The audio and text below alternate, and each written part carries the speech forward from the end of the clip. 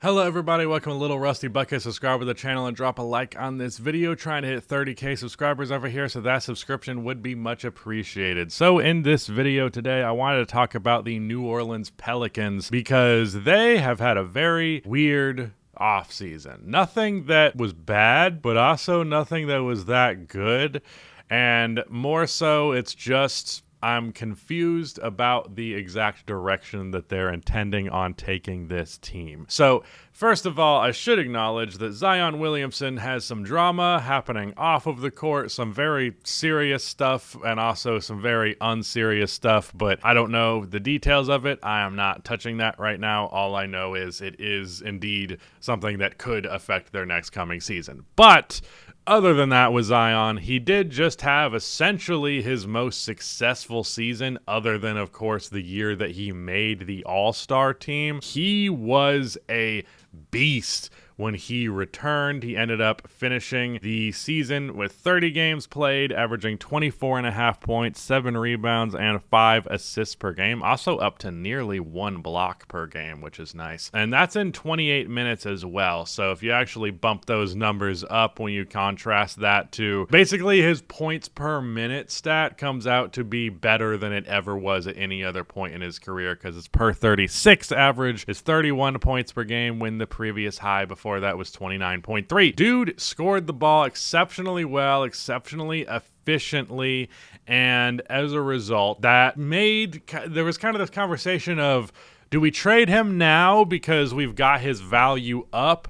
Or is this the situation where we look at it as a reason to keep holding on to him? I personally walked away from that whole conversation like, yes, you could get more for him if you sold him now than if you hold on to him for longer and then he ends up continuing to have more problems and not be worth the trouble. Then at that point, yeah, you're going to get worse value than if you would have traded him now. However, you got to think of the grand scale of the franchise and what you potentially seek to gain on the other side of that coin. Obviously, it feels bad to bet on Zion Williamson right now. However, in the current position that they're in, it's kind of the best bet that they have, because whatever they trade him for isn't going to be nearly as good as what Zion could be if he ends up getting legit. And the thing with Zion as well, it's not even just that he put up the stats that he did, but he looked way better.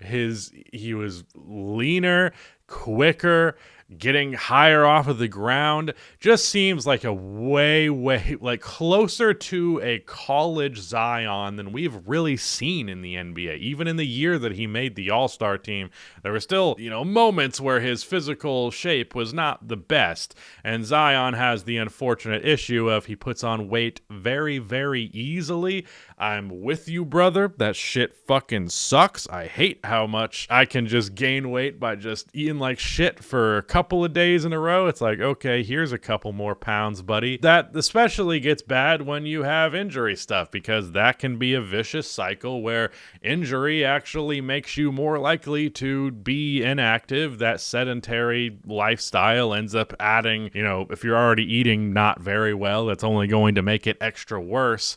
So obviously there's a bunch of personal responsibility for Zion in there, and I didn't even mean to get into all of that, but like that thing that has been essentially the story of the Pelicans for the last couple of years doesn't really seem like it's going to be a problem. Seems like he has turned a new leaf there. However, the cynical perspective on that was always, and this is what I said at the time, was like, could be that he was also just trying to ensure his contract incentives were met. Because there were like, if you don't play X amount of games under this time period, then you stand to lose X amount of money. I don't remember what the details of it were, but like, my most nihilistic perspective is that Zion got in just good enough shape that he could play enough games to make his money, and then he'll go right back to doing the bare minimum. Hopefully that is not the case, and I would like to give Zion the benefit of the doubt that injury has been his issue more than anything else, but it's kind of hard to do that. But I've front-loaded the video with Zion talk because that is kind of the whole thing, but if you are keeping him, which obviously Zion is still a Pelican, so they did, then I kind of got to look at what the rest of the team is going to look like. And it's a good roster. It's pretty good anyways. Like, I don't hate it. What's weird is DeJounte Murray and Jordan Poole. They just drafted Jeremiah Fears at the point guard position. I expect him to get opportunity. They also have Jose Alvarado. They also have Jordan Hawkins, who is a 2-guard. It's a lot of guard play, though. I think all of those guys are worthy of opportunity. DeJounte Murray also... Did he tear his ACL or his Achilles? I think it was his ACL. Either way, pretty good, at least in terms of his individual statistics at the start of the year for New Orleans, specifically up to 7.4 assists per game, which was nice. Not the best shooting efficiency. It's actually worse than I thought it was. But, he could be the point guard, but maybe it's this rookie because they took him at number 7.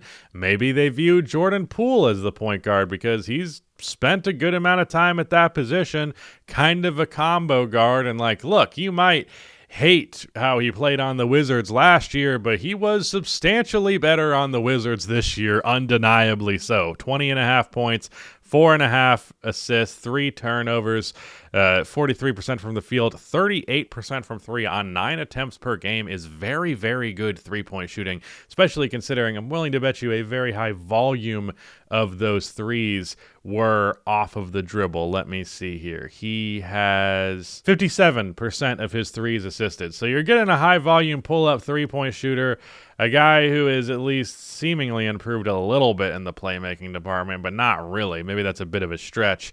But, like, if he can be a true bucket getter and then specifically from three-point land, that's really good. And then just be a really good playmaker, like, I can see that working. And I can also see you kind of going with a couple of different lineups here, because depending on who your point guard really ends up being, because I imagine Jordan Poole is starting no matter what. But I like the lineup versatility possibility here, but the center position is kind of weird. They also drafted Derek Queen as well. Haven't seen anything from him. Don't know much about him. In college, he averaged 16.5 points and 9 rebounds, so that's good. And then you also have Misi from last year, who was one of the better rookies. Center position is weird. So, like, you could do a lot of small ball Zion, and that would be cool. But, like, I like this idea of a lineup of... Oh, and they also brought in...